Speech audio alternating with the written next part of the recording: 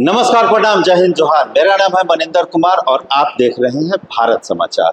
आज 1 जून है और आज चूंकि 7वें चरण का चुनाव समाप्त हो रहा है तो सभी चैनलों की तरह हम भी एग्जिट पोल के लिए यहाँ आए हुए हैं। और एग्जिट पोल में आज हम देश के सबसे हॉट सीट जिसको माना जाता है बिहार के सारण लोकसभा सीट को, और उस सारण लोकसभा सीट के एग्जिट पोल के लिए हम आए हैं। और ये जो आप वीडियो देख रहे हैं इसके प्रायोजक हैं CS एकेडमी। CS एकेडमी में आप SSC, bank, railway, army, police, paramedical, polytechnic सब कुछ की तैयारी कराई जाती है। तो अगर आप स्वयं सरकारी नौकरी की तैयारी करते हैं या फिर आप वीडियो देख रहे हैं और आपका बच्चा सरकारी नौकरी के लिए तैयारी करना चाहता है तो मढ़ौरा में एक बेहतर प्लेटफॉर्म है CS एकेडमी, जो मढ़ौरा के पुरानी गोला में स्थित है। हमारे साथ आज गेस्ट के रूप में भी भाजपा और राजद से कुछ लोग आएंगे, उनसे भी हम आपका परिचय कराएंगे। तो हम आते हैं एग्जिट पोल की शुरुआत में। रिजल्ट जो था 2014 का, उसकी बात करते हैं। 2014 के रिजल्ट में देखने वाली बात यह है कि कुल जो मत था उस बार 15,38,744 वोट टोटल सारण लोकसभा के क्षेत्र में थे। उसमें से 56.1% वोट डाले गए और उनकी संख्या हो गई 8,63,254। 8,63,254 वोट, जिसमें से बीजेपी के उस समय राजीव प्रताप रूढ़ी थे और RJD से थी राबड़ी दी। चूंकि इस बोर्ड पे सब कुछ लिखना संभव नहीं था इसलिए हमने आपको ऐसे दिखाया है कि बीजेपी को 3,55,120 वोट उस बार 2014 में प्राप्त हुए थे और RJD को 3,14,172। आप जरा ध्यान से और गौर करके देखिएगा तो समझ में आएगा कि बीजेपी को 41.1% वोट प्राप्त हुए थे, RJD को 36.4% वोट प्राप्त हुए थे। इस पे ध्यान रखिएगा, आगे जब हम बढ़ेंगे, आगे के स्लाइड में जब हम जाएंगे तो ये परसेंटेज काम आने वाली है। जदयू से उस साल थे सलीम परवेज। चूंकि भाजपा और जदयू अलग होकर 2014 की चुनाव लड़ी थी तो सलीम परवेज को 1,07,008 वोट मिले थे और वो परसेंट हुआ था 12.4। ध्यान देने की बात है। और अन्य जो और कैंडिडेट थे उनको आया था 10% वोट, जो टोटल की संख्या में अगर देखें तो 86,954। यहां से हम आगे बढ़ेंगे और चलेंगे 2019 के तरफ। 2019 में जब कुल मत था वो बढ़ के हो गया था 16,55,736। 16,55,736, ये अंतर जो था 1,16,992 वोट 2014 से ज्यादा हो गए थे। ये अंतर था 7.6%। ये भी आपके ध्यान देने की बातें हैं। अगर सारी बातों को आप ध्यान से सुनेंगे, देखेंगे तो आपको बहुत सी बातें समझ में आएंगी। तो 7.6% वोट बढ़े थे।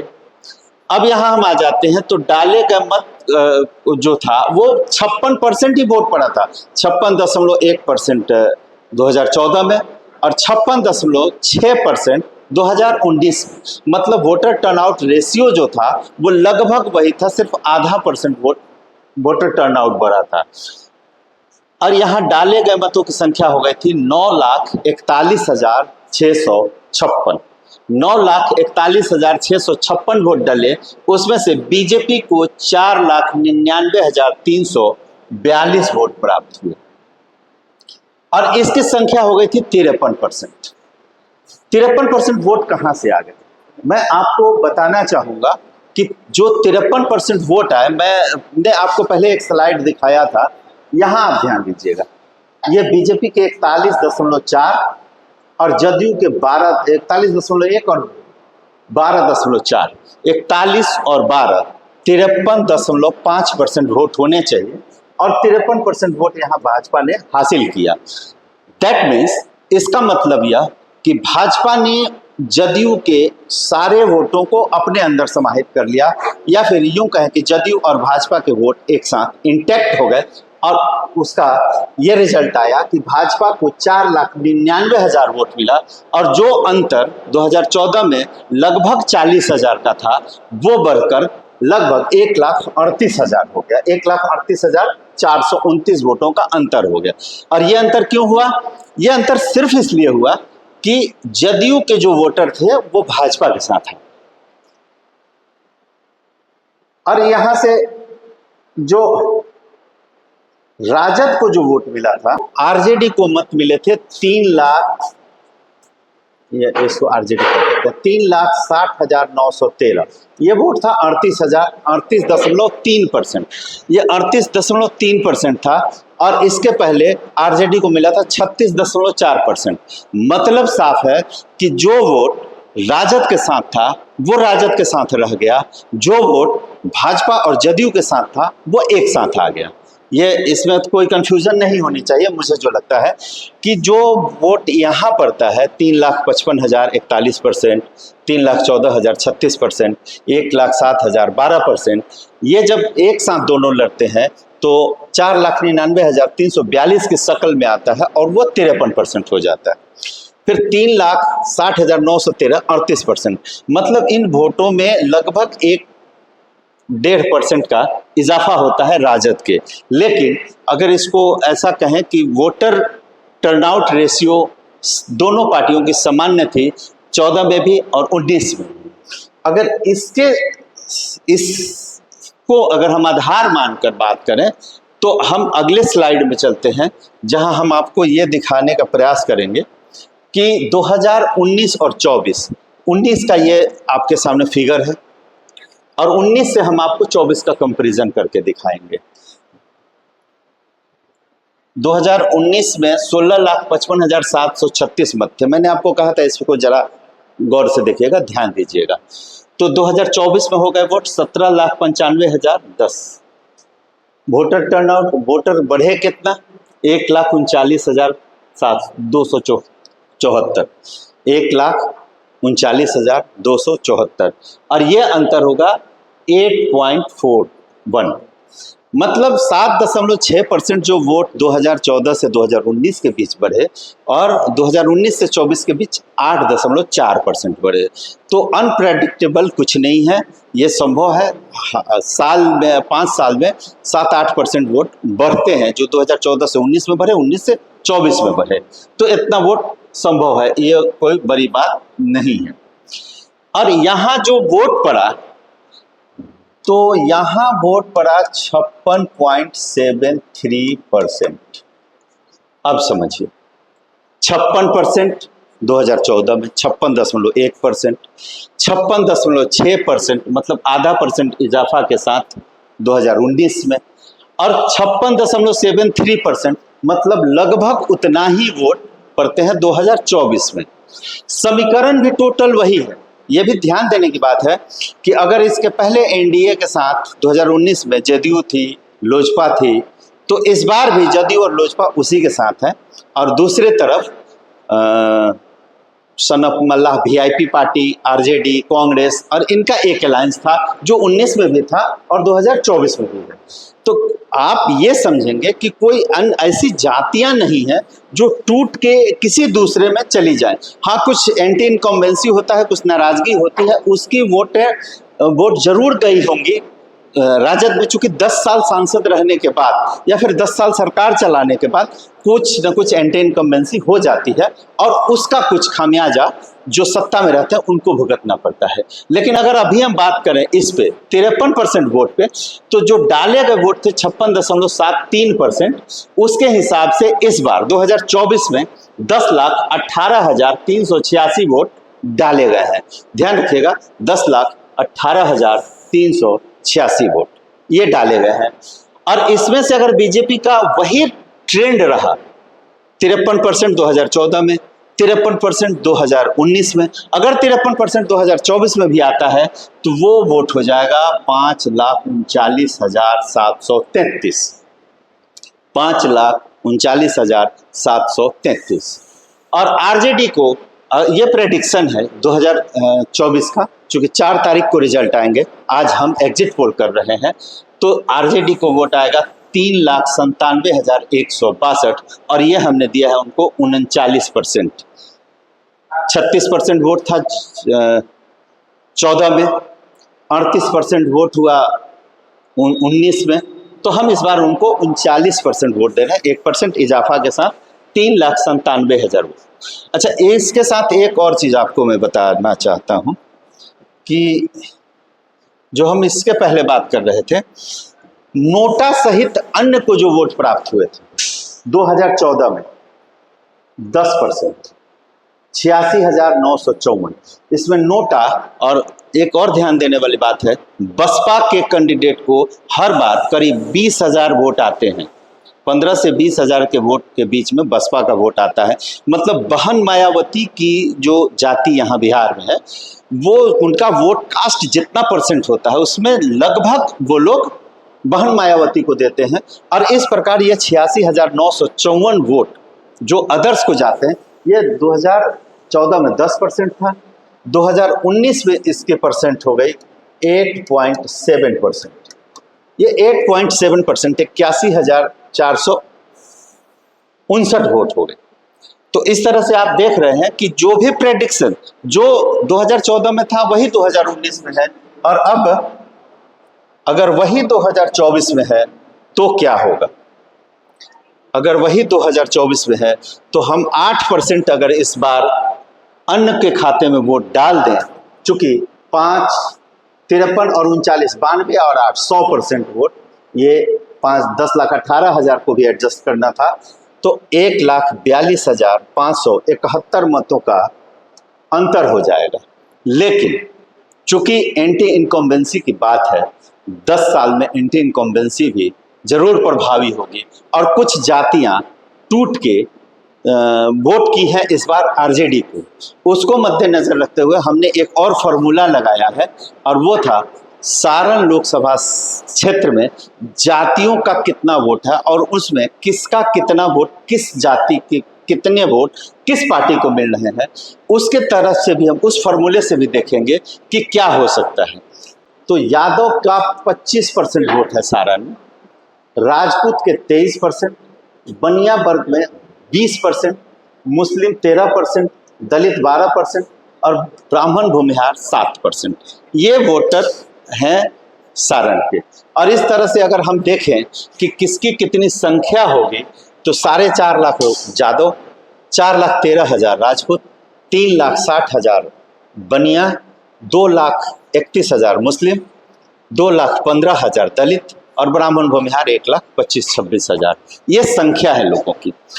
अब इसमें हम अगर ये बात करें कि कौन पार्टी कितने वोटिंग उनका टर्नआउट क्या हो सकता है, तो चूंकि यादव से रोहिणी आचार्य थी राजद की कैंडिडेट, और बीजेपी के राजपूत प्रत्याशी थे राजीव प्रताप रूढ़ी। और मैं आपको बता दूं कि सारण लोकसभा में जब छपरा लोकसभा, तब भी यहाँ से ये जो जातीय गोलबंदी पे चुनाव होती रही है, तो यहाँ हर बार रघुवंशी और जदवंशियों के बीच में ही मुकाबला होता रहा है। फिर से एक बार ये दोनों जातियां मैदान में हैं और वोट हो चुके हैं 20 मई को। हम आज 1 जून को बात कर रहे हैं, 4 जून को रिजल्ट आएगा, लेकिन इसके पहले हम आपको एग्जिट पोल दिखा रहे हैं।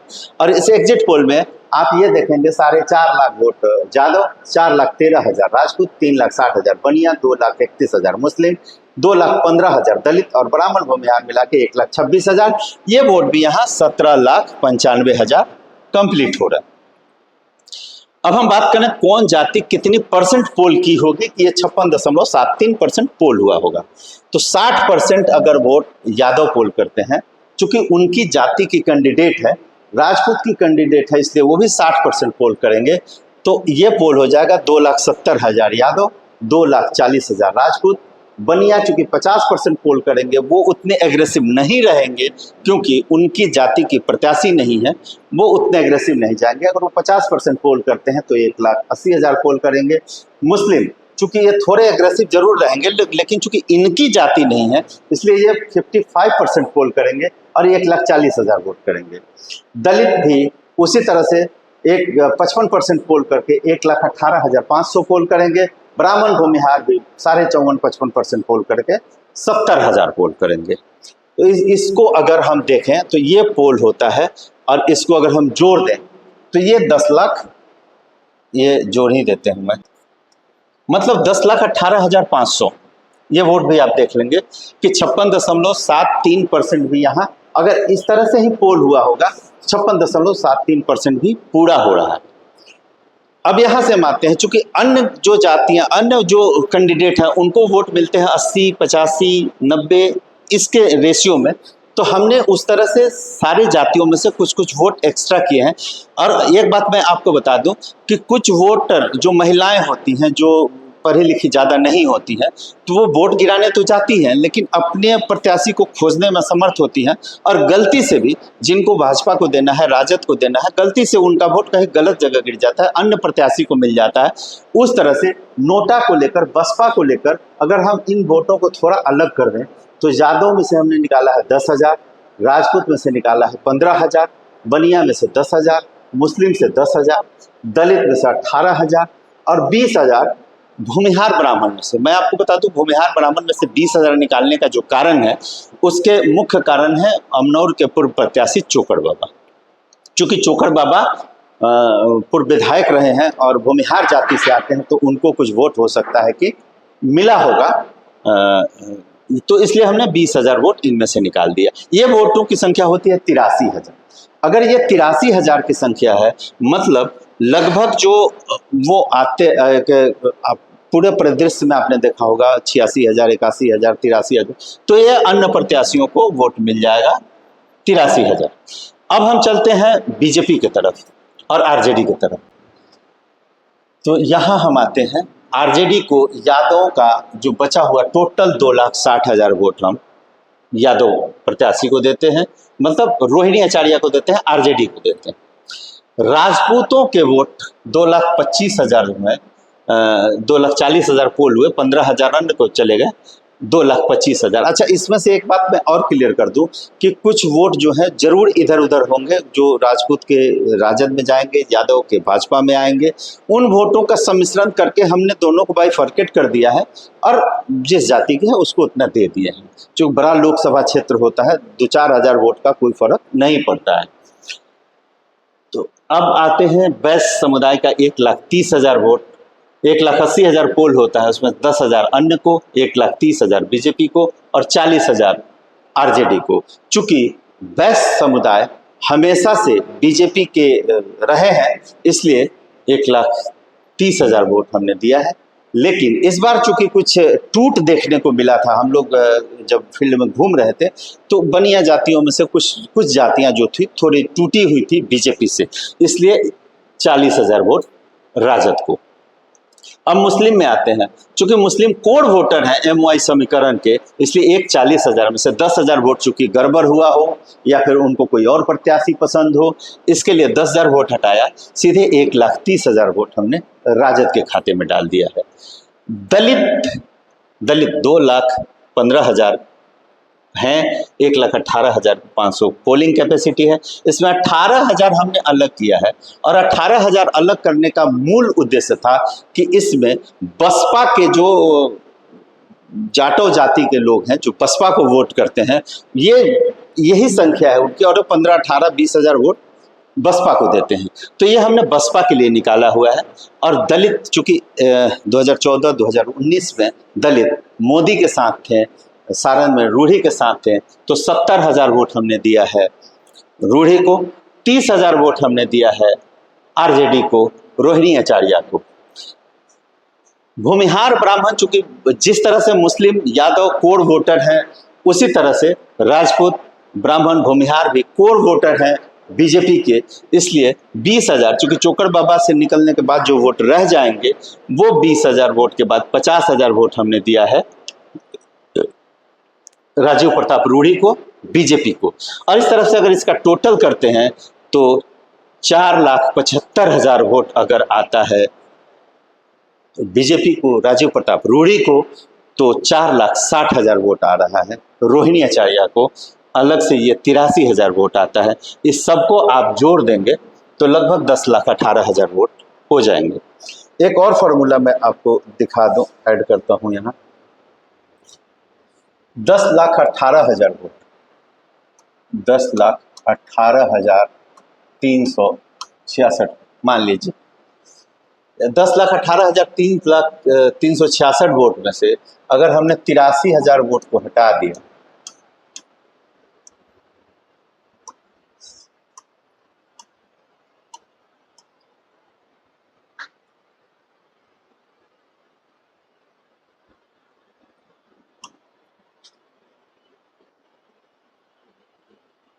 तो ये बच जाएगा 9,35,000 वोट लगभग। और 9,35,000 को हम 2 से भाग दे दें तो ये हो जाएगा 4,67,683। ये वोट जो है एक प्रत्याशी, एक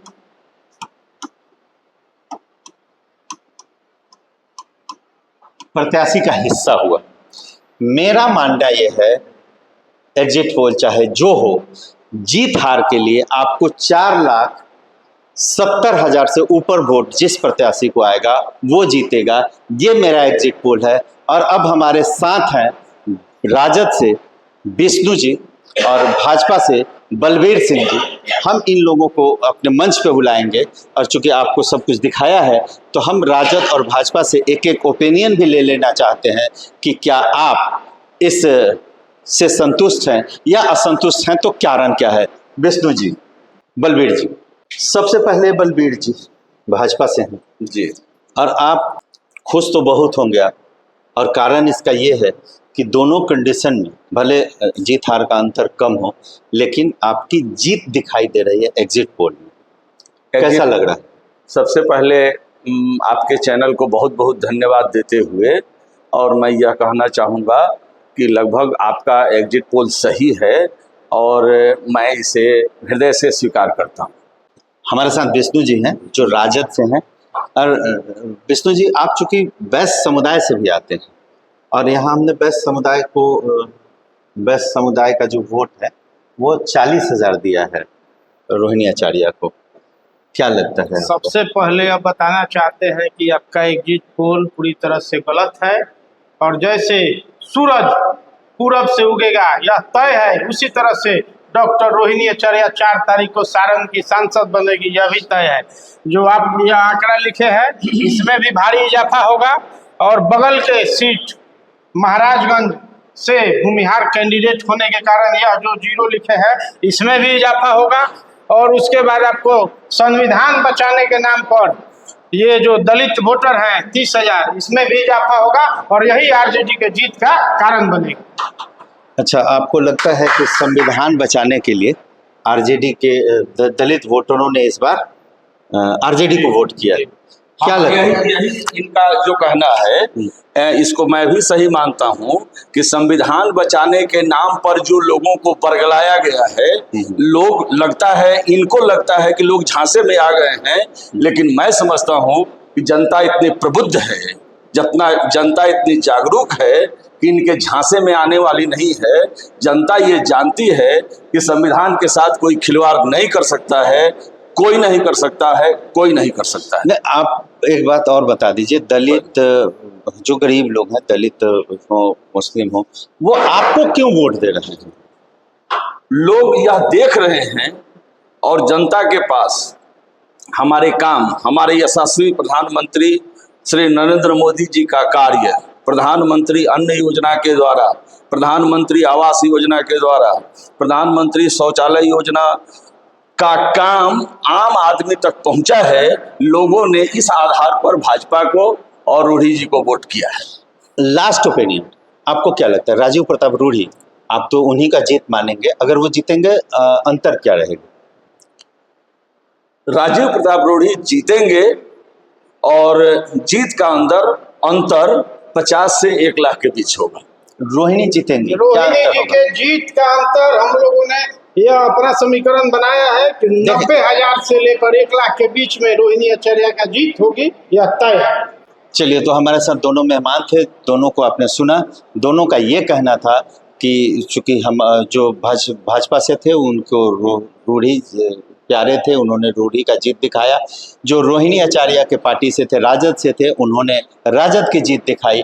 डिसीजन आपको करना है। ये एग्जिट पोल का प्रयास कैसा लगा सराहिएगा जरूर, कमेंट करके बताइएगा। बहुत मेहनत किए, देख रहे हैं पसीना। बहुत बहुत धन्यवाद, आपका दिन शुभ हो।